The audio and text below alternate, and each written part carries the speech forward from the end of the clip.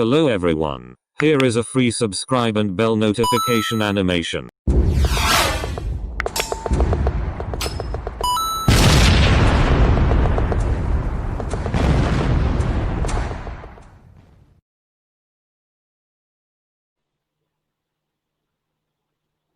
नमस्ते। स्वदेशी आत्मनिर्भर भारत के 75वें कार्यक्रम में आप सभी का स्वागत है, अभिनंदन है। स्वदेशी आत्मनिर्भर भारत के 75वें पुष्प में आज हमें जिन महानुभाव का मार्गदर्शन मिलने जा रहा है, आप है दिनकर सिंह सूरज जी। आपका परिचय बहुत बड़ा है, मैं थोड़ा डिटेल में कोशिश करता हूँ बताने का। आपने MBA FMS काशी हिंदू विश्वविद्यालय वाराणसी 2001 से किया आपने। काशी हिंदू विश्वविद्यालय से वाणिज्य स्नातक 1998 में। केंद्रीय उत्पाद एवं सीमा शुल्क बोर्ड वित्त मंत्रालय द्वारा प्रमाणित नियम 8। कैनबरा विश्वविद्यालय ऑस्ट्रेलिया से अंतर्राष्ट्रीय कस्टम्स लॉ में प्रमाणन। तो इंडिया से बाहर भी आपने पढ़ाई की है, विभिन्न प्रकार के दायित्वों का भी निर्वहन किया आपने। राष्ट्रीय कार्य समिति सदस्य और सह प्रभारी तमिलनाडु भारतीय जनता युवा मोर्चा में रहे हैं। सदस्यता प्रभारी दक्षिण भारत के 7 राज्य हैं सदस्यता अभियान में, उन सभी का प्रभार आपके पास था। गंगा समग्र यात्रा में सम्मिलित हुए, जन चेतना यात्रा में सहभागिता रही आपकी। राष्ट्रीय कार्य समिति सदस्य, संवाद प्रकोष्ठ भारतीय जनता पार्टी। प्रदेश कार्य समिति सदस्य भारतीय जनता युवा मोर्चा मुंबई। प्रदेश सहमंत्री अखिल भारतीय विद्यार्थी परिषद उत्तर प्रदेश। प्रदेश कार्य समिति सदस्य अखिल भारतीय विद्यार्थी परिषद काशी प्रांत। जिला अध्यक्ष हिंदू युवा वाहिनी हिंदू जागरण मंच वाराणसी। काशी हिंदू विश्वविद्यालय में छात्र नेता के रूप में कई आंदोलन का नेतृत्व किया आपने। बहुत पहले से आप राजनीतिक कार्यों में आप अग्रसर रहे हैं। सामाजिक गतिविधियां भी आपने बहुत ज्यादा है आपकी। मालवीय मिशन दिल्ली के सचिव के रूप में गड़िया लोहार जनजाति के उत्थान के लिए विभिन्न गतिविधियों पर कार्य किया है, जो अपने आप में अद्भुत है। अखिल भारतीय महासचिव हिंदी भारतीय संस्कृति के लिए समर्पित संस्था है। आपके सदस्य रहे हैं governing body college of vocational studies Delhi विश्वविद्यालय में। सदस्य सलाहकार समिति कौशल विकास दीनदयाल उपाध्याय केंद्र काशी हिंदू विश्वविद्यालय। समिति का सदस्य DGFT की अध्यक्षता में वाणिज्य मंत्रालय के तहत। सदस्य अध्ययन बोर्ड काशी हिंदू विश्वविद्यालय। और 2016 में सबसे बड़ी बात है कि युवा एवं खेल मंत्रालय की ओर से चीन गए युवा प्रतिनिधि मंडल के आप सदस्य भी रहे हैं। विभिन्न प्रख्यात प्रबंधन संस्थानों में अतिथि प्रख्यात के रूप में कई सेमिनारों में सहभागिता। IIM रायपुर, कई विभिन्न प्रकार की जगह पर आपकी सहभागिता रही है। विभिन्न पत्र पत्रिकाओं में राजनीतिक और आर्थिक विश्लेषण पर लेख नियमित रूप से प्रकाशित है। वर्तमान में आपके पास उदायिक है, दिल्ली यूनिवर्सिटी कोर्ट के मेंबर हैं। काशी हिंदू यूनिवर्सिटी में दीनदयाल उपाध्याय कौशल केंद्र के एडवाइजरी कमेटी में है। तो ये हम सभी का सौभाग्य है कि आज इतने प्रबुद्ध महानुभाव का मार्गदर्शन हम सभी को मिलेगा और कार्यक्रम में हम सभी लोग जुड़ रहे हैं। तो आप सभी लोग जुड़े रहें और आज आमंत्रित करते हैं आज दिनकर जी को। तो पूरी टीम की ओर से आपका स्वागत, अभिनंदन है आज के कार्यक्रम के लिए। नमस्कार सभी मित्रों। सर्वप्रथम बीच में मेरा थोड़ा गला खराब है आज। मैं एक बात बताना चाहूंगा, मैं भूल गया हूँ। आज दिनकर जी से क्या है, कल मेरी बात हुई कार्यक्रम को लेकर के, और मैं बताना चाहूंगा जो भी बंधु हमारे साथ जुड़े हुए हैं, दिनकर जी कुछ ही पहले कोरोना पॉजिटिव निकले हैं। तो और सबसे बड़ी बात यह है कि हमारे कहने मतलब रिक्वेस्ट से दिनकर जी ने मना नहीं किया और कार्यक्रम में आ गए हैं। तो हम सभी लोग दिनकर जी के स्वास्थ्य की कामना करें कि जल्द से जल्द ठीक हो जाएं और फिर प्रत्यक्ष रूप से भी हम कार्यक्रम में दिनकर जी से मिलेंगे। तो आज के कार्यक्रम में आपका वैसे स्वागत, अभिनंदन है। धन्यवाद मनीष जी। सभी लोगों को मेरा नमस्कार। तो सर्वप्रथम तो मनीष जी आपको धन्यवाद फिर से देना पड़ेगा, क्योंकि आपने जो विषय चुना है वो विषय एकदम ज्वलंत है और समय के अनुसार है। तो स्वरोजगार एवं आत्मनिर्भर भारत, अगर ये दोनों शब्दों को हम देखें तो एक शब्द जो है आत्मनिर्भर भारत, वो मोदी जी का शब्द है जो नया अभी मोदी जी ने उठाया, और स्वरोजगार योजना योगी जी का है जो स्वरोजगार योजना 2020 उन्होंने लागू की। तो दोनों शब्दों का मिलन जो है वो बहुत महत्वपूर्ण है, क्योंकि स्वरोजगार से ही आत्मनिर्भर भारत बनेगा, ये सबको मालूम है और यही एक रास्ता है। और इस परिस्थिति काल की जब हम बात कर रहे हैं तो पिछले लगभग 6 महीने से ज्यादा, अगर भारत की हम बात करें, पूरा विश्व की तो अलग बात है, लेकिन अगर हम सिर्फ भारत की बात करें तो मार्च के अंतिम सप्ताह से जिस तरह से लॉकडाउन शुरू हुआ और जिस तरह से ये कोरोना का जो कालखंड एक तरह से कहिए शुरू हुआ, जिससे आज मैं भी प्रभावित हूँ। लेकिन इस 6 महीने में जो अर्थव्यवस्था की जो स्थिति रही अगर हम उसकी बात करें तो काफी गिरावट हुआ है। और मैं ज्यादा जीडीपी और इन सब शब्दों में नहीं जाऊंगा क्योंकि हमारा वो विषय भी नहीं है इस समय। लेकिन जीडीपी में गिरावट हुआ है और जीडीपी में गिरावट एक चीज है, लेकिन अगर हम देखें अपने समाज में अगल बगल देखें तो कई लोगों की नौकरियां भी गई हैं, कई ऐसे व्यवसाय हैं जो बंद हुए हैं। और इस पूरे कालखंड 6 महीने या आगे भी अभी जो अनिश्चित काल समय बना हुआ है हम उसकी भी बात करें तो अभी भी कोई कोई एक समय सीमा हम लोग तय नहीं कर सकते कि ठीक है अगले 6 महीने में या 1 साल में हम सब लोग ये कह सकते हैं कि चलिए हम लोग वापस सामान्य स्थिति में आ गए। उल्टा एक नया शब्द चला है कि यही नया सामान्य है अब, और इसको मान के चलिए कि अब ये सामान्य है, हमें इसी के साथ जीना है, इसी कोरोना और इसी कालखंड के साथ लड़ना है और आगे बढ़ना है। तो रुकना तो कहीं नहीं है, ये बहुत तय है कि कहीं नहीं रुकना है, बस आगे बढ़ना है। अब आगे बढ़ना है तो इस परिस्थिति को पहले सबसे पहले ध्यान में रख लेते हैं। जिस तरह से लोग मुंबई और दिल्ली में से लोग गए वापस अपने गांव, अपने छोटे शहर वापस चले गए, कुछ लोग अभी भी जॉब कर रहे हैं, और जो पूरा ओवरऑल इस समय खंड में जिन व्यवसाय पे ज्यादा असर पड़ा उसमें होटल इंडस्ट्री और आपका प्लेन जो एयरक्राफ्ट है इंडस्ट्री, सिविल एविएशन जिसको हम कहते हैं, और आपका टूरिज्म इंडस्ट्री, इन सबों पे ज्यादा प्रभाव पड़ा है। लेकिन उसके कारण कई व्यवसायों पे कहीं ना कहीं मांग की कमी होने के कारण धीरे धीरे अर्थव्यवस्था पे प्रभाव तो पड़ता ही गया, दुष्प्रभाव पड़ा। और इन्हीं सब चीजों को ध्यान में रखते हुए केंद्र सरकार ने भी, जब माननीय मोदी जी ने आत्मनिर्भर भारत की बात की और इतना बड़ा पैकेज एक ऐलान किया जो 10% जीडीपी का है, तो इन सबों को ध्यान में रखते हुए भारत सरकार एवं कई प्रदेश की सरकारें भी लोगों को प्रोत्साहित करने की कोशिश कर रही हैं कि किसी तरह लोग स्वरोजगार की तरफ जाएं।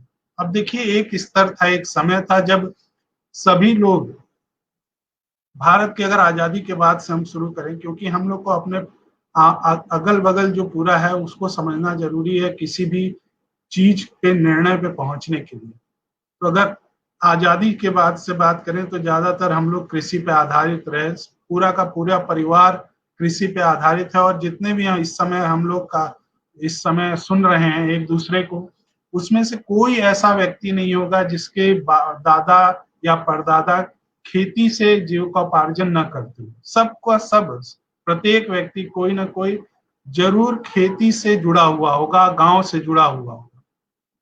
तो एक समय हमारे देश की अर्थव्यवस्था जो थी वो कृषि आधारित थी, लेकिन एक दशक के बाद, हम ज्यादातर कहेंगे 60 के बाद जो लोग हैं वो लोग फिर नौकरी की तरफ उनका झुकाव बढ़ा, ज्यादातर सरकारी नौकरियां, क्योंकि देश आजाद हुआ था और ज्यादा से ज्यादा सरकारी नियंत्रण सरकारें चाह रही थी कि जहां जितना ज्यादा सरकारी नियंत्रण हो सके उस चौक को बढ़ाने के लिए ज्यादा से ज्यादा सरकारी नौकरियां शुरू हुई। कुछ और भी व्यवस्थाएं शुरू हुई, जैसे हर जगह ट्रेन पहुंचना चाहिए, पोस्ट ऑफिस पहुंचना चाहिए।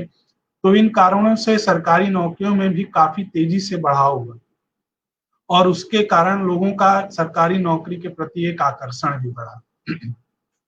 फिर उसका भी एक कालखंड गुजरते गुजरते अगर आप 90 के दशक में आइए या 95 के में आइए, जब हम सब लोग युवा थे, खैर मैं युवा था और भी कई युवा होंगे जिनके लिए अभी युवा वर्ग है तो इसलिए सबको नहीं बोलूंगा, लेकिन 90-95 का एक दशक जब हम लोग 95-98 में इंटर और ग्रेजुएशन के समय थे, और उस समय एक बार जब हमारा अर्थव्यवस्था खुला और ग्लोबलाइजेशन और ये सब की बात होने लगी, तो फिर उस समय लोगों का झुकान रुझाव प्राइवेट नौकरियों की तरफ काफी तेजी से बढ़ा। उसका बहुत बड़ा कारण था कि लोगों को लगता था कि ज्यादा पैसा प्राइवेट सरकार नौकरियों में है, सरकारी नौकरियों में पैसा कम है। तो लोगों का रुझान जो है एक स्थिरता के बजाय जो नए युवा थे उनको रिस्क लेने की क्षमता हमेशा युवाओं में ज्यादा रहती है। तो उस समय के युवा कहे नहीं, मुझे पेंशन की जरूरत नहीं है, मुझे फिक्स तनख्वाह की जरूरत नहीं है जो हर बार डीए 4%, 10% ऐसे बढ़ा करेगा 6 महीने पे, हमें वो नहीं चाहिए। हमें तेजी चाहिए, हमें प्रगति चाहिए। हम आज लाख कमा रहे हैं, कल 2 लाख कमाएं, कल 5 लाख कमाएं। इस तरह के युवा जो जोश में थे और कहे कि हम रिस्क लेने को तैयार हैं। एक वो वर्ग जो प्राइवेट सेक्टर की तरफ ज्यादा तेजी से भागा। फिर एक एमबीए करने का एक रुझान आया कि जो सबको लगा कि एमबीए कर ले, एमबीए करने से हमको अच्छी नौकरियां मिलेंगी। तो एक समाज का जो माहौल था उसको देखते हुए फिर एक बढ़ाव और प्राइवेट कंपनीज ज्यादा आई। कई जो लोग सॉफ्टवेयर इंडस्ट्री में थे उनको अगर याद होगा, इस समय भी जो लोग सॉफ्टवेयर में हैं 95-98 एपटेक और ये सब गली गली हर जगह, हर छोटे शहर में सब कोई कुछ ना कुछ सीख रहा है, लैंग्वेज सीख रहा है। कोई C++ और उस समय मिनिमम बेसिक से शुरू होता था, मुझे याद है हमने भी सीखा। तो सबको लगता था कि हम सॉफ्टवेयर इंजीनियर बनेंगे और एक सॉफ्टवेयर की कंपनी खोलेंगे। तो मुझे खुद याद है हम 3-4 दोस्त थे जो एक छोटी सी सॉफ्टवेयर की कंपनी 2000 रुपए लगा के खोले। और हम लोग का काम उसमें क्या था, आप लोग को आश्चर्य और हंसी आएगी, हम लोग सबको ईमेल आईडी ओपन करके देते थे 50 रुपए में। तो कहते थे कि हम लोग आपको ईमेल आईडी देंगे। लोगों को ईमेल आईडी नहीं खोलने आती थी, लोगों को ईमेल आईडी क्या होती है नहीं मालूम थी। इंटरनेट इतना आसान सबके पास नहीं था, तो हम लोग ईमेल आईडी खोलते थे लोगों का और उनको बोलते थे ये आपका ईमेल आईडी है, ये आपका पासवर्ड है, पासवर्ड किसी को मत बताइएगा। तो एक ऐसे माहौल में एक जो हम लोग उस समय छात्र थे तो 2000 रुपए बहुत बड़ी बात थी। 5 लड़के मिलके 2000 रुपए लगाए थे और उसके बाद ये 50 रुपए पे पर ईमेल आईडी खोल खोल के देना। तो उस तरह का उस समय एक सोच था कि हम लोग 50 रुपए अगर पर हेड से कमा रहे हैं तो हम लोग कमाई शुरू कर दिए, एक स्वरोजगार और एजुकेशन भी चल रहा है। कई लोग काफी सॉफ्टवेयर में आगे भी बढ़े, कई लोगों ने कंपनी खोली और कई लोग तो अरबपति करोड़पति तक हुए।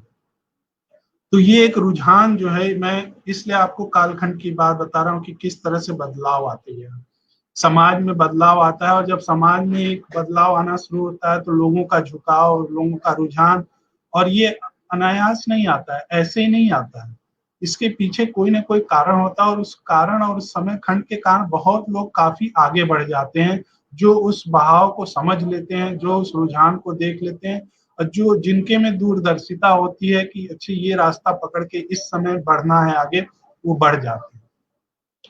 फिर आज का एक समय, आज का युग आता है जब धीरे धीरे ये कोरोना खंड और ये सब जहाँ पे एक सैचुरेशन आ गया कि प्राइवेट जॉब्स भी उतनी नहीं है, सरकारी नौकरियां भी उतनी नहीं है, निजीकरण काफी तेजी से बढ़ रहा है, हर जगह प्राइवेटाइजेशन, मशीन्स आ रही हैं, कंप्यूटराइज्ड, आजकल आर्टिफिशियल इंटेलिजेंस का कॉन्सेप्ट शुरू हो गया कंप्यूटर में, जहाँ पे अब बॉट शुरू हो गया, आप लोग सुने होंगे, जहाँ पे अब डेटा एंट्री, पहले डेटा एंट्री की जॉब तो लग ही जाएगी, लोग सोचते थे चलो 10-12 हजार, 15 हजार, 20 हजार कमा लेंगे, कुछ नहीं करेंगे तो डेटा एंट्री ही करेंगे बैठ के, इसमें से कागज इस एक्सेल में डालेंगे, यही लोग डेटा एंट्री कर रहे थे। आजकल अब डेटा एंट्री के बाद अब बॉट आ गया है, रोबोट का शॉर्ट फॉर्म लोग आजकल बॉट बोलते हैं, वही काफी कुछ एंट्री फेंट्री कर दे रहा है। ये जो माउस क्लिक और बटन दबाना है ये भी काम आजकल बॉट कर दे रहा है। अब जो हम लोग एक तथाकथित कहते थे कि हम लोग बुद्धिमान हैं, हम लोग कंप्यूटर, हम लोग जो कहेंगे वही कंप्यूटर करेगा, हम लोग एनालिसिस तो हम ही लोग कर सकते हैं, जो जैसा कंप्यूटर हम लोग बनाएंगे वैसा ही होगा। बात सही है, लेकिन अब एक फिर नया स्टेप आ गया, आर्टिफिशियल इंटेलिजेंस। तो कहीं ना कहीं एक ठहराव आया है, कहीं ना कहीं एक सरकारी नौकरियों में भी ठहराव आया है और प्राइवेट नौकरियों में भी ठहराव आया है। और इस परिस्थिति, इस कालखंड को देखते हुए अगर हम ध्यान दें तो अब एक ऐसा समय आ गया है जहां पे हम लोगों को अब खुद से आत्मनिर्भर बनना है। और ये कालखंड जो है, इसको आप डर के, घबरा के लेने की जरूरत नहीं है। देखिए, हर गलत समय या खराब समय में आपको अच्छाई अगर देखने की आदत पड़ जाए तो आपको उसमें भी मौका दिख जाए।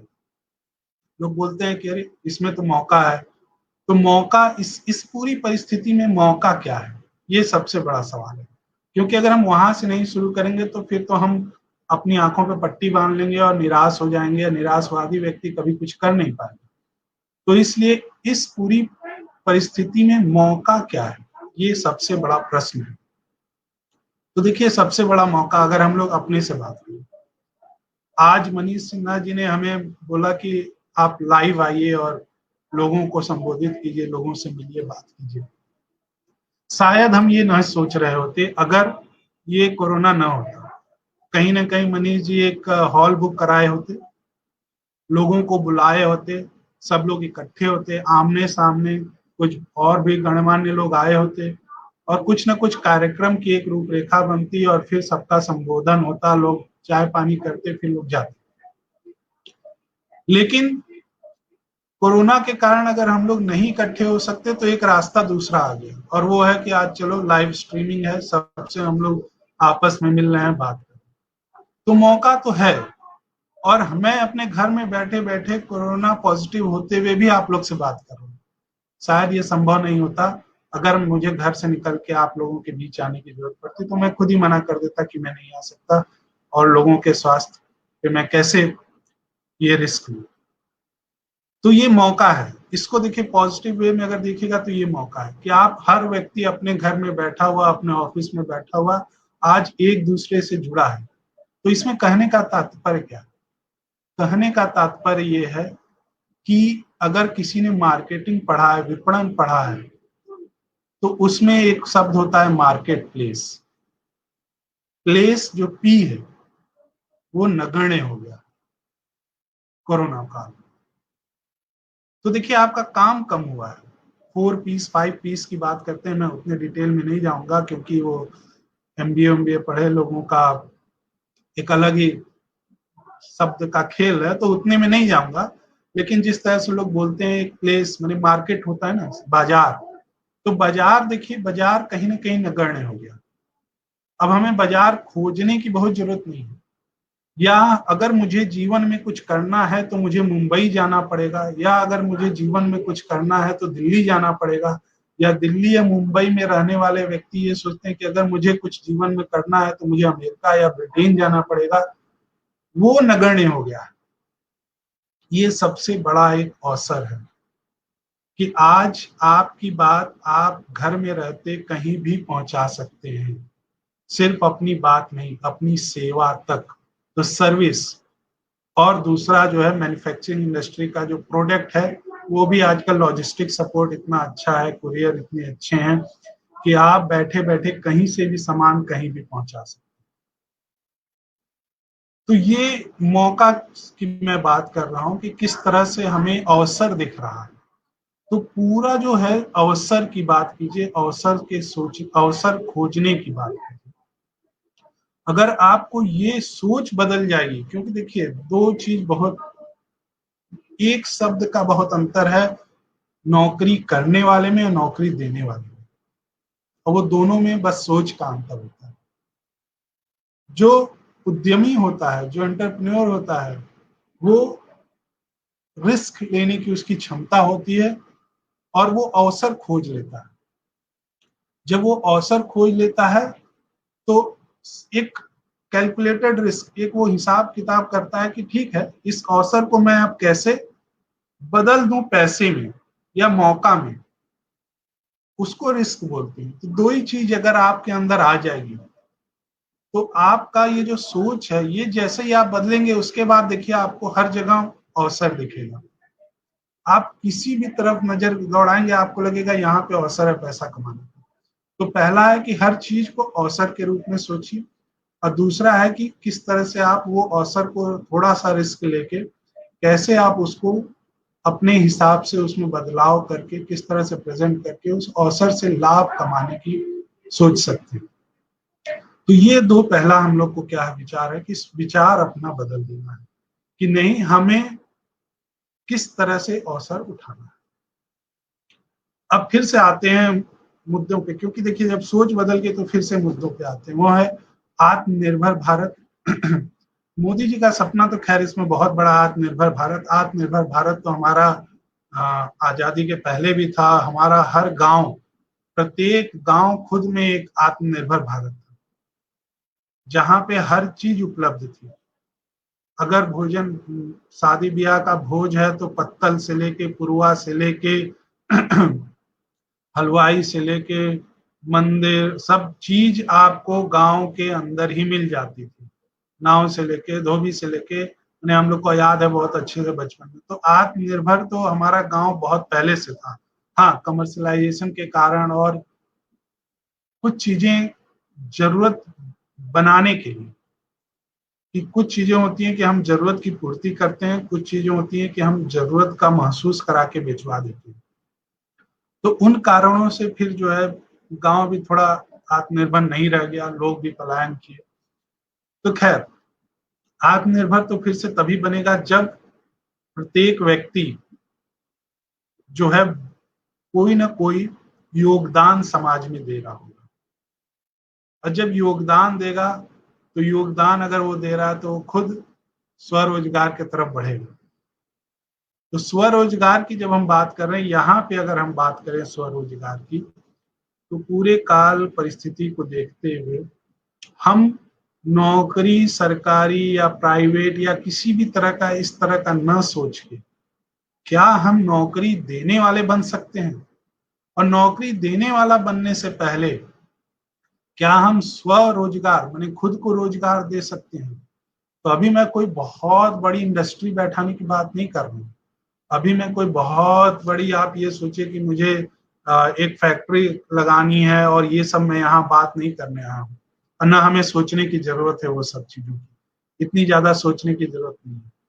न मैं यहाँ पे आपको मधुमक्खी पालन बताने आया हूँ कि कैसे करते हैं, और न मैं आपको घरेलू कोई ऐसे बिजनेस की बात बताने आया हूँ, क्योंकि ये सब चीजें आप कहीं ना कहीं यूट्यूब और ये सब भी सीख सकते हैं। लेकिन उसके पहले का जो एक प्रथम चीज है वो मैं आप लोग को बताने या सोचने के लिए मजबूर करूंगा।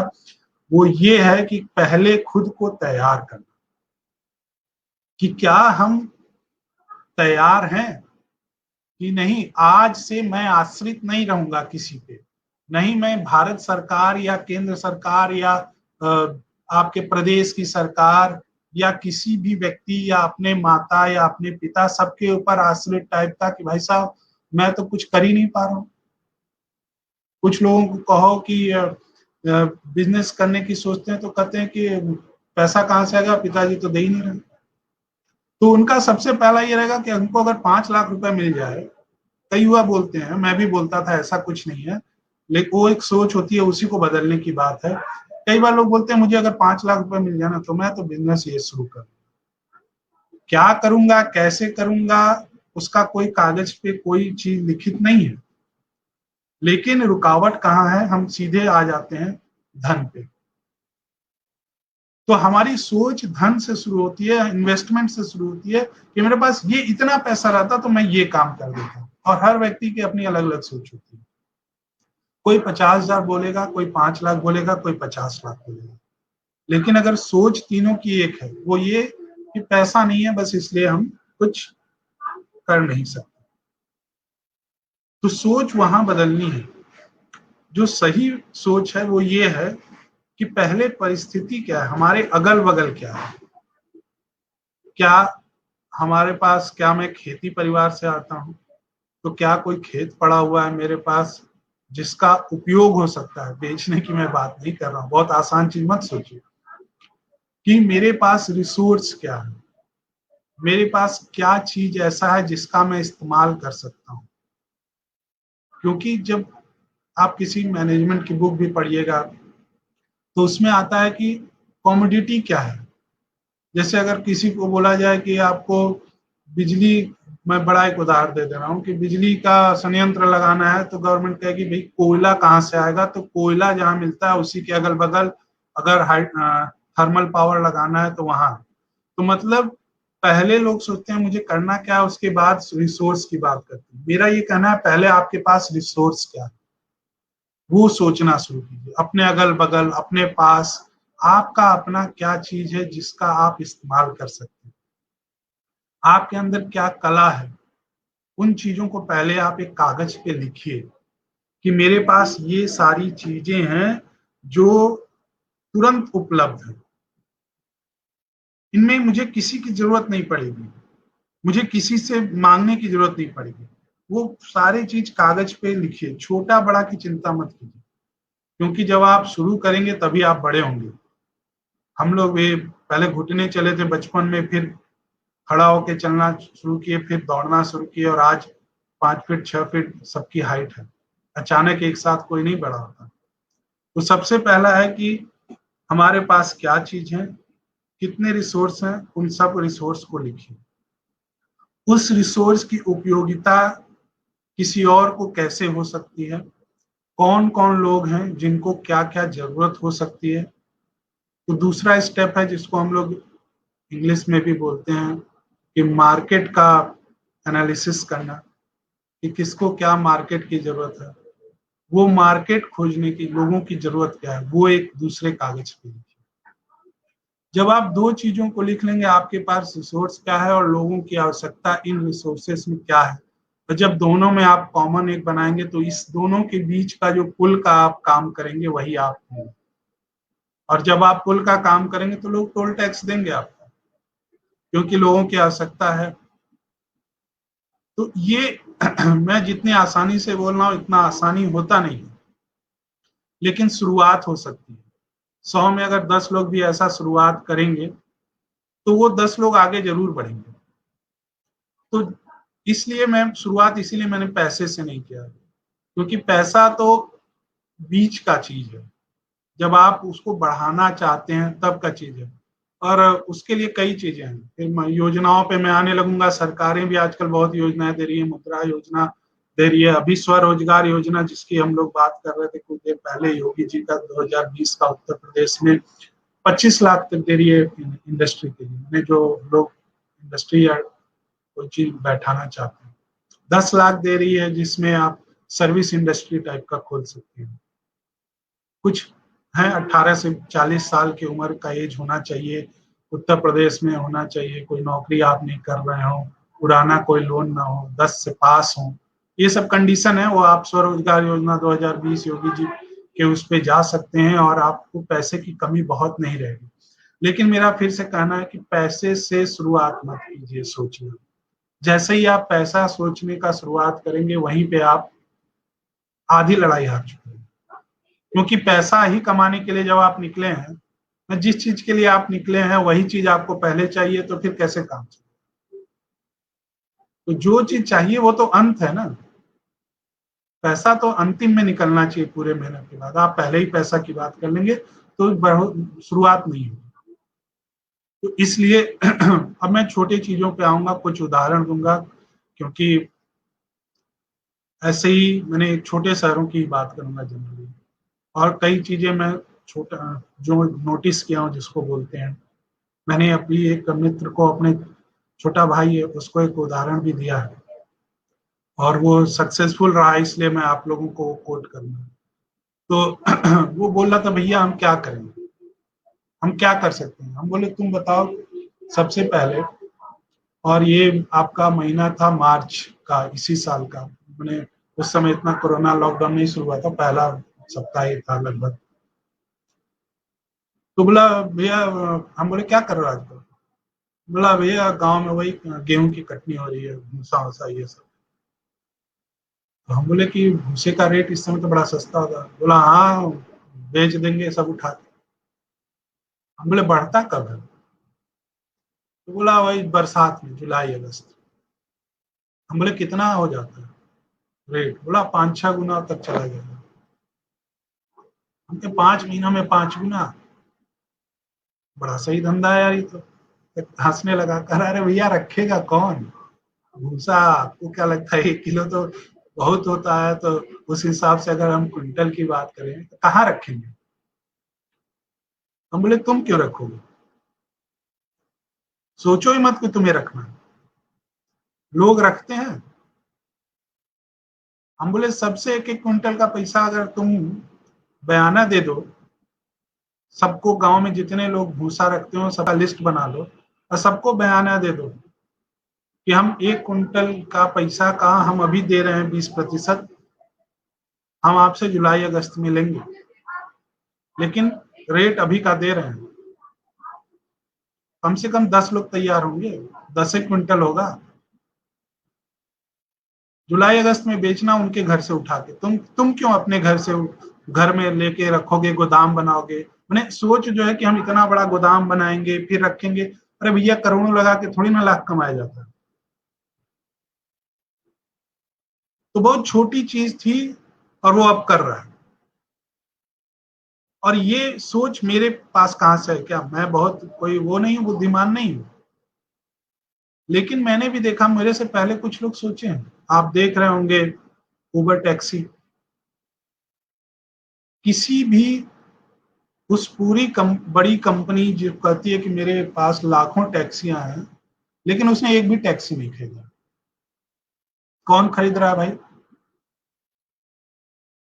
भाई जिसको ड्राइवर बनना है वो टैक्सी भी खरीदे। अब उसका इंटरेस्ट है कि मेरी टैक्सी अपनी हो जाएगी, हम लोन लेके, और हमें धंधा मिल जाएगा, आसानी से ग्राहक मिल जाएगा। लेकिन अगर उबर टैक्सी या इन टैक्सी वालों की बात, मेरू कैब्स, इन्होंने कुछ पैसा ही नहीं लगाया। मैंने इन्वेस्टमेंट के नाम पे एक सॉफ्टवेयर है, कंपनी है, पीछे चल रहा है, सब कुछ चल रहा है, टैक्सी एक भी नहीं है। कहने को क्या, हम बहुत बड़े, भारत के बहुत बड़े टैक्सी के कंपनी चलाते हैं और एक भी टैक्सी मेरी नहीं है। वाह, सही है। ओयो होटल्स, क्या भाई? भाई इनका एक भी होटल नहीं है, लेकिन सबसे बड़े होटल के ये कंपनी बना रखे हैं। तो मतलब एक देखिए ट्रेंड आ रहा है जहां पे कंपनियां ये कह रही हैं कि ना ना ना, हमें पैसा नहीं लगाना है, पैसा जिसको कमाना है वो लगाए। हम मार्केट और लोग, नीड, इन दोनों को एक जगह रख देते हैं। वो सर्विस बस हम देंगे, बीच के पुल का काम हम करेंगे, पैसा नहीं लगाएंगे। पैसा जिसको लगाना है लगा। लेकिन हम सबसे बड़ी कंपनी, एक एक ऐसी ऐसी कंपनियां हैं जो ऑनलाइन टीचिंग क्लासेस चला रही हैं। एक कंपनी है क्यू मैथ, क्या करती है? बच्चों को मैथ का ऑनलाइन कोचिंग क्लासेस। अच्छा, खुद क्या करते हैं भाई साहब? कुछ नहीं। क्या है? एक प्लेटफॉर्म है, लिंक है, जिस तरह से ये स्ट्रीम यार्ड पे हम लोग कर रहे हैं, उसी तरह का लिंक है।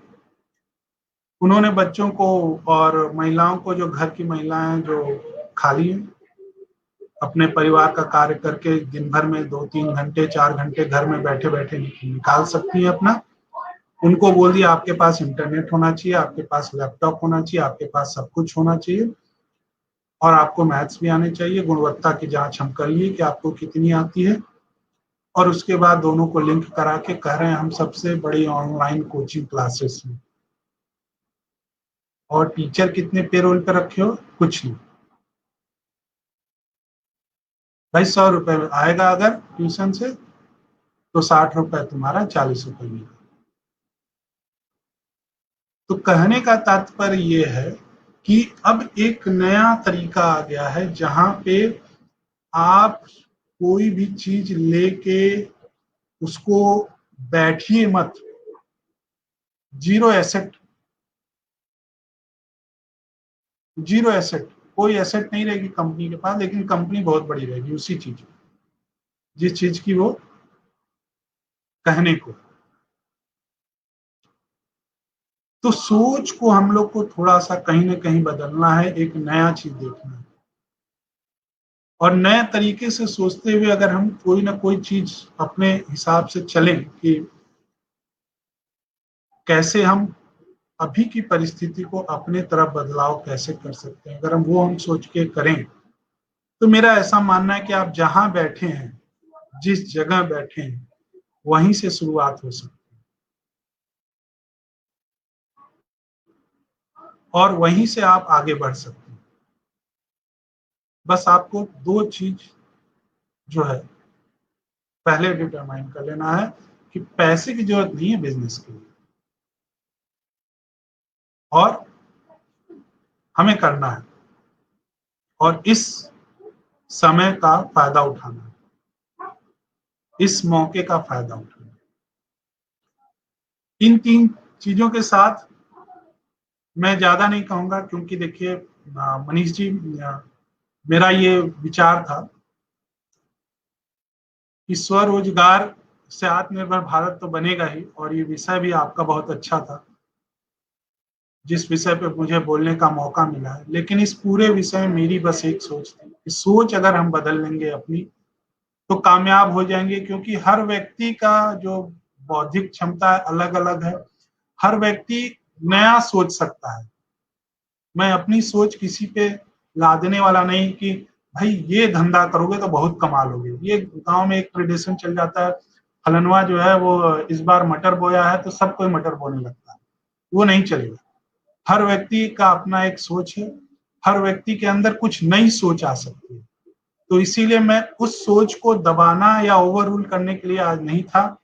इसीलिए मैंने कोई भी विषय ऐसा नहीं रखा कि किसी को ये लगे कि ये बात जो बता रहे हैं ये करना चाहिए। नहीं, आप बस 2 ही काम अपना सोच लीजिए। एक तो पहला, खुद निर्णय ले लीजिए कि स्वरोजगार की तरफ बढ़ना है, लोगों को रोजगार देना है, अगला कदम।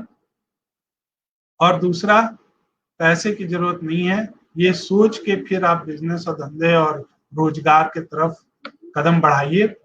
मेरा ऐसा मानना है कि जैसे ही आप ये 2 चीज सोच लेंगे, आपको कोई रोक नहीं सकता। उसके बाद तो आसमान छूने की जरूरत है, और हर व्यक्ति फिर अपने मेहनत के हिसाब से जरूर आगे बढ़े। तो दोनों चीज आपके ही हाथ में है, मेहनत भी आपके हाथ में है, सोच भी आपके हाथ में है। मेरा तो बस ये रहेगा कि अगर आज से कोई अगर कुछ कहे, करे, आगे बढ़े, और कहीं 6 महीने या साल भर बाद कोई ये कोट कर दे कि मैंने दिनकर जी को सुना था, इस कारण मैं आज ये काम कर रहा हूँ और आगे बढ़ा हूँ, तो शायद ये 40 मिनट मेरा बहुत बड़ा बात हो जाएगी मेरे लिए। इतने लोग सुन रहे हैं, उसके बाद भी अगर सिर्फ एक व्यक्ति भी अगर ऐसा कोई हो गया तो बहुत बहुत धन्यवाद मुझे सुनने के लिए। मैंने कोशिश की है कि अपने हिसाब से ठीक बोलूं, और ऐसे तो आप सभी लोग खुद ही निर्णय लेंगे। बहुत बहुत धन्यवाद सभी लोगों का मुझे सुनने को। धन्यवाद मनीष जी, आपको। 1 मिनट भाई साहब। जी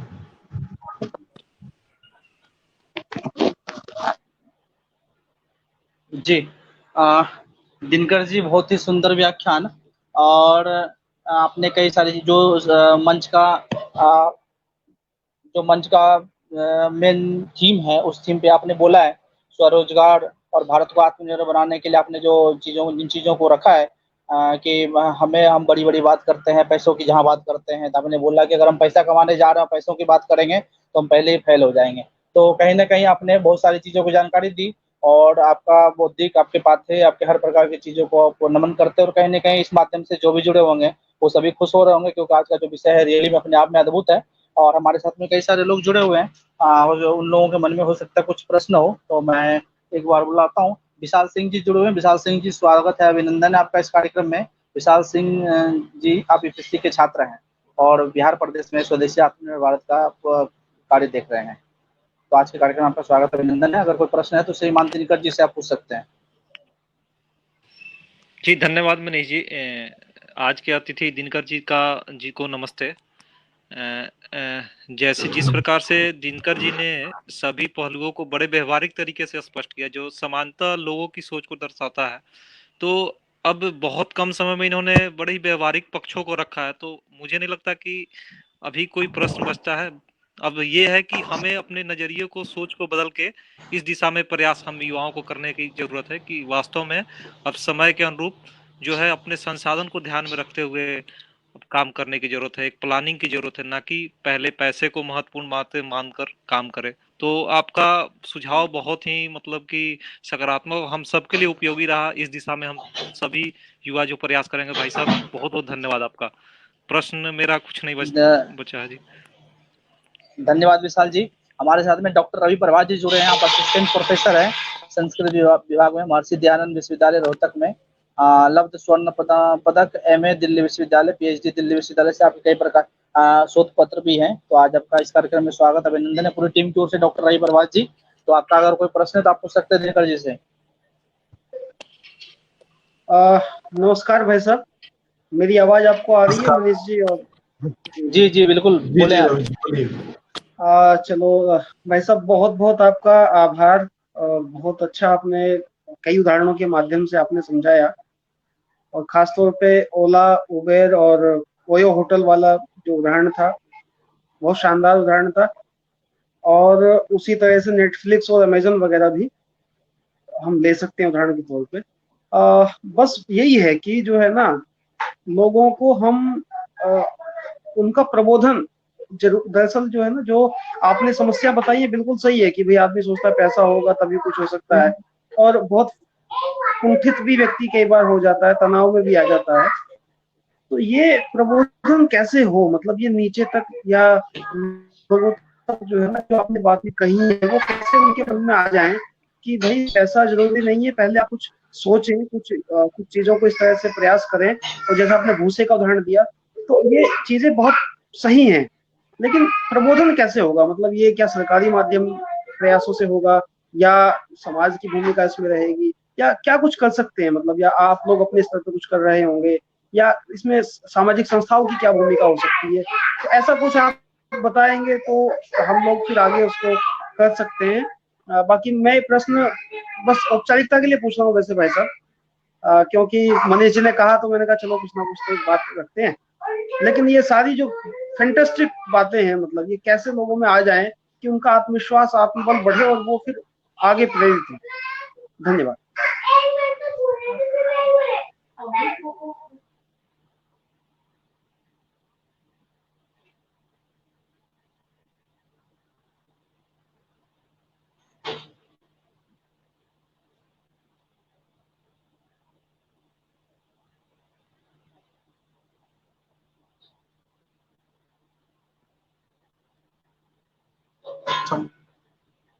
कर पा रहा था, मुझे सुन पा रहे हैं आप लोग? जी जी जी बोले।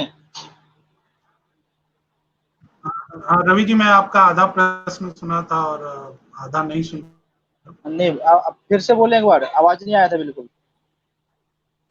अभी आ रही है आवाज? तो आप सुन पा रहे हैं आपका आ मुझे? रहा है पहला चीज है, जी। हेलो, आप जी ये बोलिए रवि करते जी, जी हो? दिनकर जी, आप म्यूट हाँ हैं। दिनकर जी बोले आप। नहीं, वो उनको प्रश्न नहीं सुना, तो प्रश्न हाँ, एक बार मुझे दोबारा पूछना है, शॉर्ट में पूछना हूं मैं आधा कि जो आपने बातें कही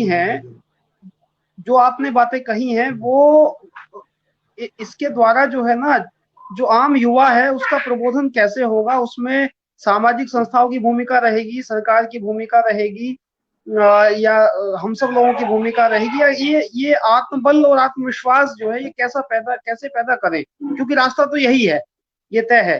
तो इस रास्ते को सुझाने के लिए, उनको जगाने के लिए जो है ना, ये इसके लिए क्या प्रयास कर सकते हैं? रास्ता तो वही है जो आपने बताया है, तो इसके आगे का रास्ता थोड़ा और आप बता पाएंगे तो बेहतर होगा। देखिए, सबसे पहला तो एक समाज में जो सोच है उसको थोड़ा ये बदलना पड़ेगा कि नौकरी ही सब कुछ है, ये सोच पहले हटानी पड़ेगी। और कोई भी कार्य छोटा बड़ा नहीं है, कार्य छोटे से ही शुरू होता है, ये बोलना है। तो समाज में आप जैसे शिक्षक हैं, तो आप भी अपने छात्रों को जब कभी बात कर रहे हो तो हमेशा ये बोलिए कि और कि क्या नौकरी करने की सोचते हो, नौकरी देने की कितनी बार सोचे हो, कि तुम कितने लोगों को नौकरी दोगे। वो पहला तो सोच, पहला पॉइंट ये है। दूसरा वो ये है कि कोई भी कार्य छोटा नहीं है। जब देखिए, ये सामाजिक बदलाव ही आते हैं, और जब एक दो लोग अगर सफल होते हैं तो बहुत लोग उसके पीछे फिर उस सफलता के रास्ते पे चलने के लिए तैयार हो जाते हैं। तो ये सामाजिक सोच को बदलना है, मेरा ऐसा मानना है कि पहला दो चीज यही सोच है, इसी को बदलना है कि भाई धंधा, बिजनेस कोई बुरी चीज नहीं है। इसी से लोग उल्टा हम ये कर सकते हैं कि देखो, धीरू भाई अंबानी बनना है तो बिजनेस करना पड़ेगा, अगर 1 करोड़ रुपए पर डे कमाना है तो बिजनेस करना पड़ेगा, अगर 20,000 रुपए महीना कमाना है तो नौकरी कीजिए, लेकिन वो सिर्फ आप कीजिएगा। उसके बाद आप अपना पूरा घर समाज सब छोड़ के कहीं ना कहीं दूसरे शहर में जाते हैं उस नौकरी को करने के लिए। तो कहीं एक तरह से थोड़े पैसे के लिए आप बंधुआ मजदूर टाइप का यहाँ से वहां घूम रहे हैं, कभी दिल्ली जा रहे हैं, कभी मुंबई जा रहे हैं, कभी यहाँ जा रहे हैं वहां। लेकिन अगर आप स्वरोजगार की करने लगेंगे तो आप उसी समाज के बीच हैं। आज देखिए गांव के समाज में माने आपको युवा मिलेंगे ही नहीं, 25-30 साल के सारे लोग गांव से बाहर हैं, गांव में सिर्फ बुजुर्ग लोग रह गए हैं, पूरा घर समाज छोड़ के। तो वो एक बार बार बोलना कहना, तो ये सोच की जरूरत है, ये सोच बदलने की जरूरत है, पहला चीज है। और दूसरा कि अपने अगल बगल हर बच्चे को बताइए कि आगे क्या सोच रहे हो। गांव में लोग हैं, गांव के बच्चे, बिचौलिया देखिए आपसे ज्यादा कमा रहा है। खेती करने वाला जो बंदा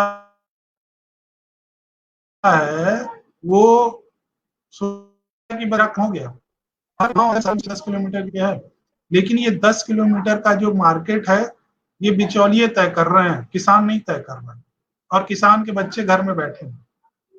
तो मौका कई है, लेकिन बस सोचने की जरूरत है कि हम तो बस दूसरा एक बात करते हैं। आप अगर दिन भर में 10 दिन एक कागज कलम उठाइए और लिखिए कि आपके घर पे या आपसे मिलने वाले या आप किस किस से मिले, वो 10 में से देखिएगा 7 से 8 लोग धंधा करने वाले होंगे, बिजनेस वाले होंगे। तो वो 7-8 लोग को आप पैसा दिए हैं, आप उनसे सर्विस लिए हैं, वो कौन से 7-8 लोग हैं, वो क्या करते हैं, वो कहाँ से आए हैं, क्या हम उनके जगह कुछ कर सकते हैं क्या। तो देखिए कई बार ऐसा होता है कि आंखों से भी कई चीज नहीं दिखती, उसके लिए आपको वो चीज लिख के रखना पड़ता है। जब आप लिखने लगते हैं तो आपको लगता है कि अरे ये तो हम कभी ध्यान नहीं दिए, या ये चीज हम कभी देखे नहीं। तो छोटे छोटे चीजें, सोच, फिर वही बात घूम फिर के आएगी, सोच बदलना। और दूसरा देखना,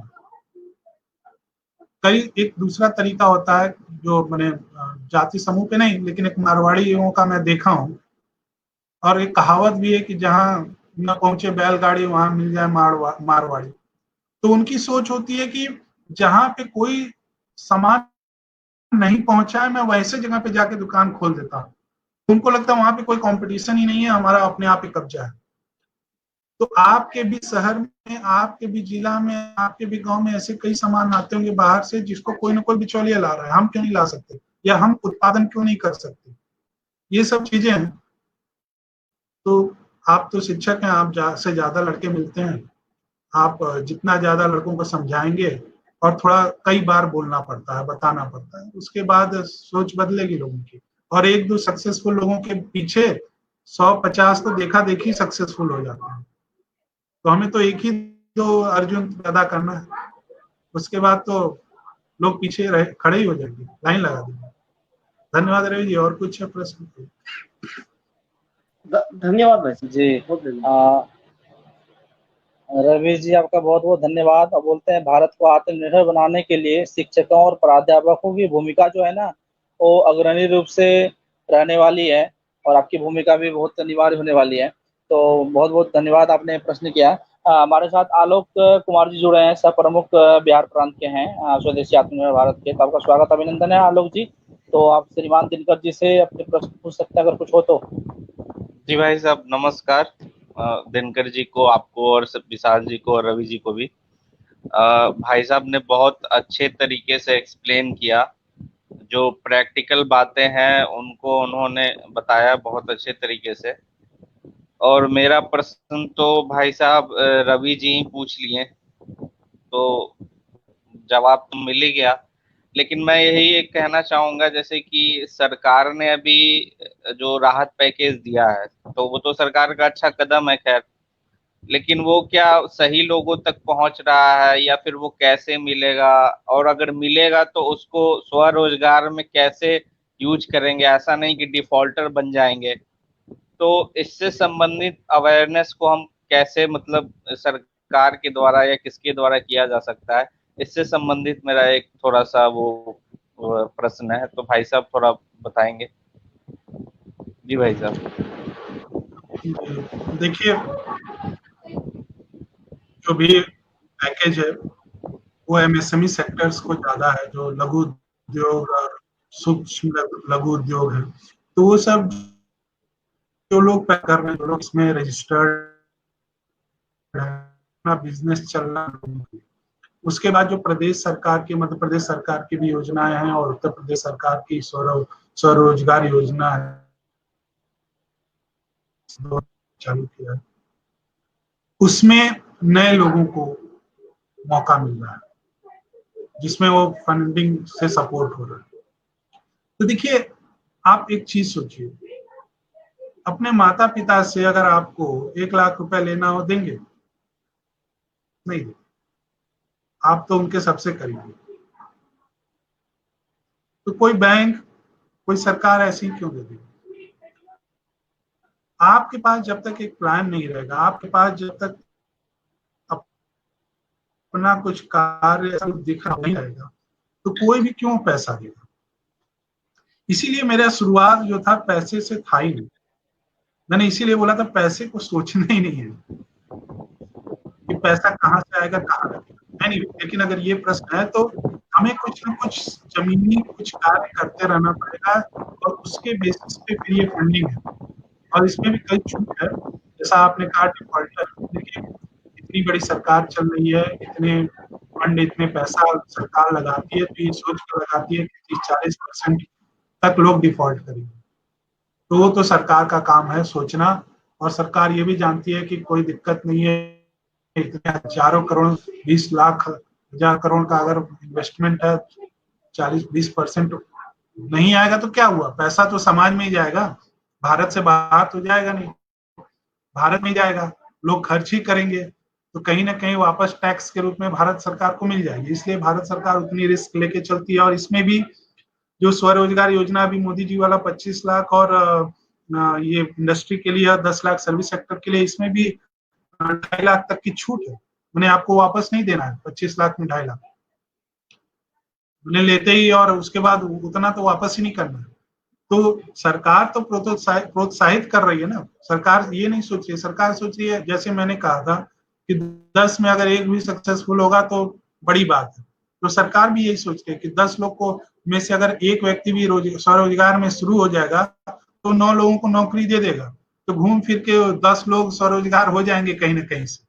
तो वो सरकार तो बड़े लेवल पे सोचती है, बड़ी सोच रखती है और ये सब चीजें कवर करके रखती है। हमें वो उतना सोचने की जरूरत नहीं है कि सरकार का क्या होगा, डिफॉल्ट होगी, ये वो सोचने की जरूरत नहीं है। हमें उससे क्या फायदा निकालना है, ये सोच होनी चाहिए।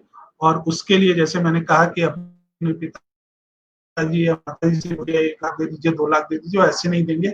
इस तरह से कोई बैंक भी सीधे ऐसे ही आपके कहने पे नहीं देगा। कुछ क्राइटेरिया है, वो फुलफिल करना ही पड़ेगा। अगर लेना है तो फिर उन क्राइटेरिया को पढ़ लीजिए। स्वरोजगार योजना वेबसाइट पे यूपी गवर्नमेंट के भी जाके कंडीशंस क्या क्या है, 5-6 तो मैं बता ही चुका था आपको। मैंने उत्तर प्रदेश का अगर है तो उत्तर प्रदेश के नागरिक होने चाहिए, उम्र 18 से 40 के बीच होनी चाहिए, कहीं जॉब आप सरकारी ना कर रहे हो, पुराना कोई लोन ना हो, कम से कम 10 पास हो। ये 5-6 क्राइटेरिया हैं, लेकिन कोई बहुत बड़े ऐसे कठिन क्राइटेरिया नहीं है। लेकिन फिर भी जब बैंक मैनेजर के पास जाइएगा, बोलेगा ना, पूछेगा पैसा का कीजिएगा क्या, कुछ तो बताना पड़ेगा, कुछ तो दिखाना पड़ेगा कि हाँ हम ये करेंगे, कोई प्लान बताना पड़ेगा, कोई प्रोजेक्ट रिपोर्ट। और कोई भी रोजगार में अगर आप बजट नहीं बनाए हैं, बजटिंग नहीं किए हैं, और कोई भी बजट नया अगर आपने शुरू किया है तो कम से कम 2 से 3 साल तक आने की कंपनी की क्षमता रख के ही बड़ा बजट बनाना चाहिए कि हम 3 साल तक कैसे आलोक जी, बहुत बहुत धन्यवाद आपका। ठीक है, तो धन्यवाद। और कोई प्रश्न है तो मनीष जी।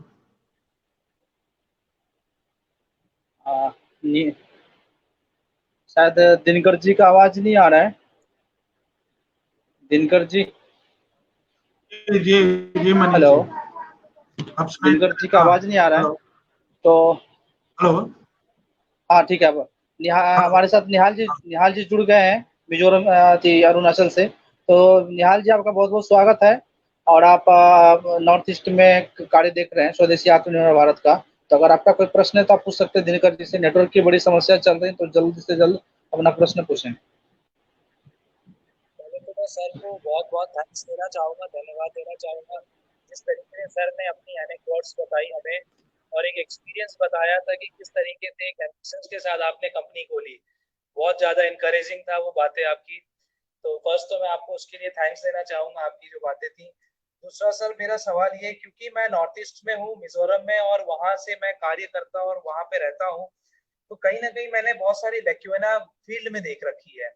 जिस तरीके से हमने देखा है कि बहुत सारी योजनाएं, पॉलिसीज हम बनाते हैं, पर वो कहीं ना कहीं किसी ना किसी लुप होल्स की वजह से वो ट्रिकल डाउन नहीं हो पाती हैं, तो वो ऊपर ही वेव आउट हो जाती है। तो उस केस में सर, जैसे नॉर्थ ईस्ट के केस संपर्क से मैं स्पेसिफिकली उस सेंस में मैं बात करूंगा कि जैसे आज मिजोरम में मैं देखता हूँ, वहां पे जिस तरीके से एम्प्लॉयमेंट और अपॉर्चुनिटीज क्रिएट होनी चाहिए, कहीं ना कहीं वो मेन स्ट्रीम और स्ट्रीमलाइन नहीं है।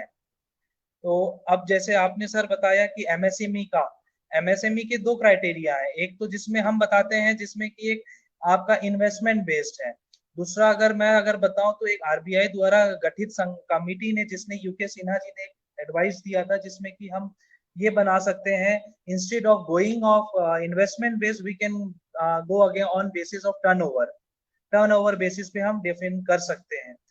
तो इस तरीके से सर काफी सारी चीजें पॉलिसीज में और काफी सारी चीजों में प्रॉब्लम्स कहीं ना कहीं दिखती रहती है हमें। और आत्मनिर्भर भारत का जो आपने पैकेज बताया सर, वो भी अवेलेबल है, बट कहीं ना कहीं उसमें भी काफी सारे हर्डल्स एंड ऑब्स्टिकल्स होते हैं जो कि नहीं मिल पाता है।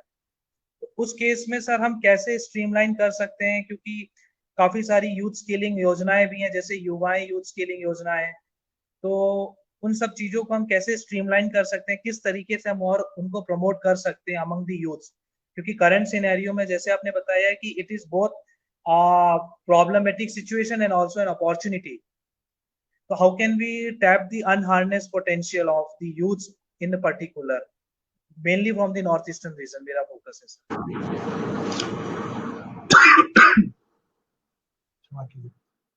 तो निहार जी, आप मिजोरम से हैं, मैं उधर नागालैंड गया हूँ और वहाँ पे काफी 15-20 दिन थे, काफी अंदर थे, डीफू और फेक, ये सब जिला जो है, पता नहीं, थोड़ा सा उधर मिजोरम बीच में पड़ता है, नागालैंड जाते समय, डीफू जाते समय,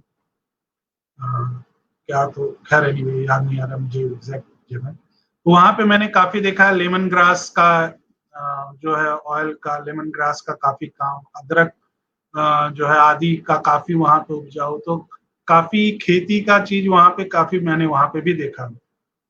और जो बांस का, बैम्बू का जो है, तो इस पे भी एक इंटरेस्टिंग है, क्योंकि वहाँ उधर काफी होता भी है, तो इसलिए थोड़ा बता देता हूँ कि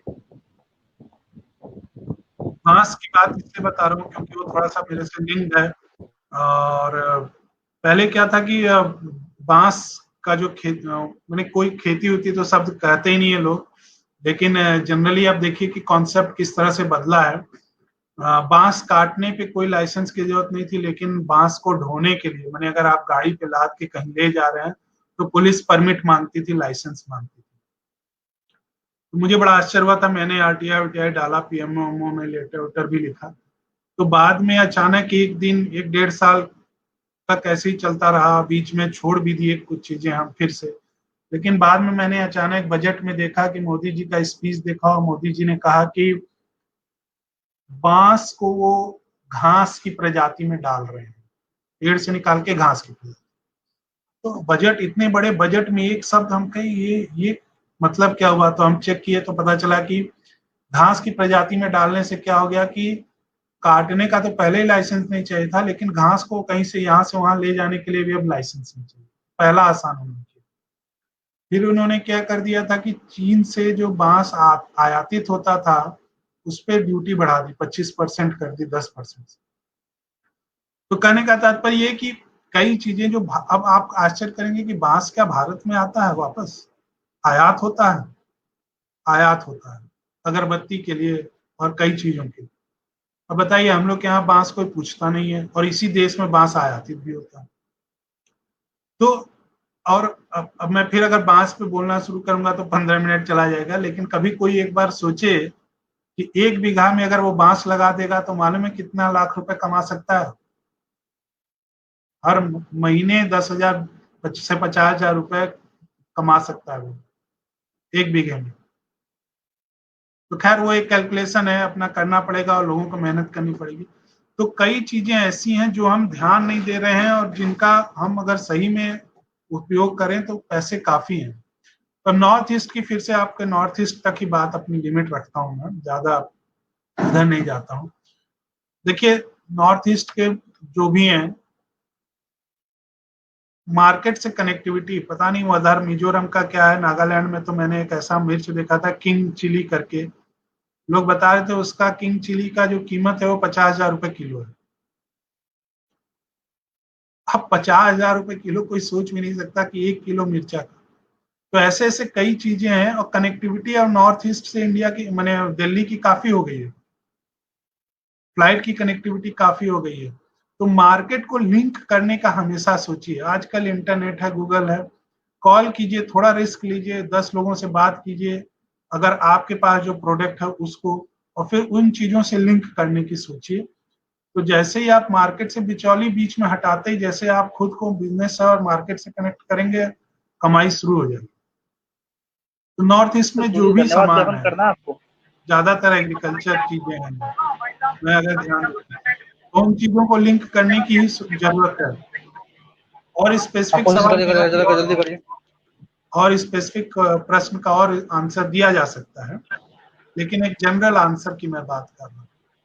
तो आपका जो भी मिजोरम में जो भी चीज बनती हो, या जो भी चीज ऐसी हो जो उपलब्ध हो, उनको कनेक्ट करने की ही सोचिए। ग्रेनाइट का वहां पे ये लाइमस्टोन काफी होता है, पहाड़ है, लाइमस्टोन के पहाड़ है, उनकी मूर्तियां बन सकती हैं क्या, छोटी छोटी, वो सुंदर सुंदर कलाकृति बन सकती है क्या। बांस का तो मैंने देखा था, बांस की मूर्तियां देखी थी, लकड़ी पे लोगों ने मूर्तियां बना बना के अजीब अजीब। आजकल तो देखिए हर घर में लोग सजाते हैं। आजकल तो ईबे, अगर मैं ईबे, आप सब लोग जानते हैं मार्केट प्लेस उसको बोलते हैं, ईबे पे जाइए, अपना एक मार्केट प्लेस थोड़ा सा अलॉट कर लीजिए, अपने सारे प्रोडक्ट आप उस पर फोटो खींच के डाल दीजिए। जो लोग ईबे और फ्लिपकार्ट पे जाके खरीदना चाह रहे हैं वो खरीद लेंगे। लोग साड़ी और कपड़े अमेरिका बेच रहे हैं घर बैठे बैठे, ऐसे ऐसे लोग हैं सिर्फ ईबे और फ्लिपकार्ट पे। ईबे क्या है? मार्केट प्लेस है। आप कभी ईबे में कॉल कीजिए, कहिए भाई मुझे मार्केट प्लेस चाहिए। मार्केट प्लेस यानी उनका एक पेज, वो अपने पेज से लिंक आपका पेज दे देंगे, आप अपने सारे प्रोडक्ट की फोटो खींच के उस पर डाल दीजिए, दाम सेट डाल दीजिए, और जो लोग ईबे पे जाके सर्च करेंगे आपका सामान, वो ईबे पे वो पेज खुल जाएगा, ईबे पैसा लेगा, ईबे आपको पैसा देगा जब आप सामान डिलीवर करवा देंगे। किसी कुरियर कंपनी से आपका कनेक्शन रहेगा, या तो ईबे से ही बोल दीजिए तो वही कोई कुरियर कंपनी आपको दे देगा। तो पहले वही घूम फिर के फिर वही बात है। देखिए मार्केट, हमने पहला जो शुरुआत किया था प्लेस वर्ड को, अब भूल जाइए, मार्केट भूल जाइए। मार्केट अवेलेबल है, मार्केट एकदम यहीं पे है, सामने है। हमारे पास क्या है लोगों को देने के लिए, वो तय कर लीजिए। और कहीं भी रहिए, तो अब नॉर्थ ईस्ट और कहीं भी रहिए, वो कहने की जरूरत नहीं है कि हम इतने पिछड़े हैं या इतने आगे जगह पे हैं। कनेक्टिविटी आजकल बहुत फास्ट है। तो कभी अगर कोई प्रोडक्ट है, 4 5 10 प्रोडक्ट बना के, उसके बाद फिर उसको लिंक कीजिए मार्केट प्लेस से, ईबे से, जितने भी ई कॉमर्स साइट हैं उनसे। और भी कई चीज आपको मिल सकती है। अगर जैसे हैंडीक्राफ्ट आइटम में तो export promotion council for handicraft EPCH है, उसकी वेबसाइट पे चले जाइए। देखिए जिस भी प्रोडक्ट में आप हैं उसकी कोई ना कोई एक्सपोर्ट प्रमोशन काउंसिल है। मैं बैम्बू में बांस की बात कर रहा था, उसकी भी सोसाइटी है, द बैम्बू सोसाइटी, कर्नाटक में उसका हेड ऑफिस है। उसकी वेबसाइट पे आप जाइएगा, आपको 50 इंफॉर्मेशन मिल जाएगी। तो ऐसा कोई चीज नहीं है जिसकी ग्रुप और सोसाइटी नहीं बनी है। बस आप पहले खुद तय कर लीजिए मुझे करना क्या है, उसके बाद सारी चीजें अवेलेबल। ठीक है निहार जी, धन्यवाद। और दिनकर जी ने बहुत अच्छा समझाया। मैं उन्नत भारत अभियान के साथ जुड़ा हूँ और जैसे आपने बताया कि हर प्रकार की फैसिलिटी उपलब्ध है, बस हमें वहां तक पहुंचने की जरूरत है। बेम्बू का मतलब ही क्या है, अभी एक बड़ी कंपनी है आईआईटी दिल्ली उन्नत भारत अभियान से कोलैबोरेशन कर रखा है और भारत में कहाँ जहाँ कहीं भी बांस की उपलब्धता बहुत ज्यादा है। मतलब ये है कि वो कंपनी से आप संपर्क करेंगे तो आप वहाँ पे प्रोडक्ट बनाए और उस प्रोडक्ट मतलब ये भी है उसमें कि हम चाहें तो दे भी सकते हैं, नहीं चाहे तो नहीं भी दे सकते, आपकी मर्जी है। लेकिन अगर मान के चलिए आप नॉर्थ ईस्ट में है, अगर आपने कोई प्रोडक्ट बनाया तो वो जो कंपनी है आप वहाँ पे जो रेट होगा उस रेट में खरीदेगा। ये नहीं है कि मतलब आपने कोलैबोरेशन कर लिया तो आप वो अपनी मर्जी से खरीदेगा। तो ऐसे कई प्रकार की चीजें हैं और उन्नत भारत अभियान और कई प्रकार के जो संस्थाएं हैं बहुत तेजी से काम कर रही हैं। बहुत ही सुंदर प्रश्न था निहाल जी आपका, तो बहुत बहुत धन्यवाद आपका। और दिनकर जी द्वारा आज का व्याख्यान जो है ना बहुत ही सुंदर रहा और में समय दिया है, ये सबसे बड़ी बात है हम लोगों के लिए। और भगवान से हम लोग प्रार्थना करते हैं कि आप जल्द ही स्वस्थ हो। और मैं अपने परम मित्र गुंजन अग्रवाल जी का भी धन्यवाद करूंगा, गुंजन अग्रवाल जी जिनकी वजह से इतने सुंदर महानुभाव का पाथेय मिला है। तो गुंजन अग्रवाल जी आपका भी बहुत बहुत धन्यवाद। और आज के का धन्यवाद ज्ञापन के लिए मैं डॉक्टर रवि प्रभात जी को आमंत्रित करूंगा। धन्यवाद मनीष जी। आज के इस कार्यक्रम के आयोजन के लिए सबसे पहले तो मैं आयोजकों को बहुत बधाई देता हूं, मनीष जी और उनकी पूरी टीम, जिन्होंने इस प्रकार का एक विषय चुना जो वास्तविकता में जैसा हमारे मुख्य वक्ता ने कहा भी कि हमारे देश के प्रधानमंत्री जिस विषय को लेकर चल रहे हैं और जिसके आधार पर भारत का भविष्य और भारत कैसे विश्व में आर्थिक महाशक्ति बनेगा, तो वो रास्ता यहीं से निकलेगा। और हमारे वक्ता दिनकर जी, आपके इस वक्तव्य से हम लोग सभी जो हैं एक प्रकार से अपने आप को बहुत चमत्कृत महसूस कर रहे हैं। इस ज्वलंत विषय पर आपने बहुत सामान्य, बहुत इस तरह के उदाहरणों से, जो उदाहरण तो बहुत जबरदस्त हैं लेकिन वो हमारे सामने हैं, हमारी समझ में आने लायक हैं। तो ऐसे उदाहरणों का बड़ा महत्व होता है जो हमारी समझ में आने लायक हैं और जिनसे हम आसानी से उस विषय को समझ सकते हैं। तो ऐसे सारे उदाहरणों से, अपने अनुभवों से आपने युवाओं को एक मार्ग सुझाया, उसके जो सूत्र दिए हैं। तो ये सूत्र जो हैं, आपने तो कहा कि एक व्यक्ति, पर मुझे लगता है कि ये संदेश जो है वो अनेक लोगों तक जाएगा और अनेक लोग इससे प्रभावित होंगे, अनेक लोग इससे जो है वो प्रेरणा लेंगे। तो आज के इस वक्तव्य के लिए आपके इस बौद्धिकता से परिपूर्ण सारगर्भित वक्तव्य के लिए पूरी इस टीम की तरफ से मैं आपका आभार व्यक्त करता हूं। और सभी श्रोताओं का भी बहुत बहुत धन्यवाद, क्योंकि श्रोता के बिना, अच्छे श्रोताओं के बिना वक्ता जो है वो बोले तो बात नहीं बनती। तो सभी श्रोताओं का बहुत बहुत आभार है, हमारे वक्ता महोदय दिनकर जी का बहुत बहुत आभार है। और मैं विशेष रूप से मैं भी आभारी हूँ मनीष जी और आपकी पूरी टीम का कि मुझे भी इसको सुनने का अवसर मिला। और हम सब अपने अपने स्तर पर ये प्रयास करेंगे कि ये संदेश अधिक से अधिक लोगों तक पहुंचे और हम सब जो हैं वो एक आर्थिक रूप से सशक्त भारत के सृजन में अपना कुछ योगदान दे सके।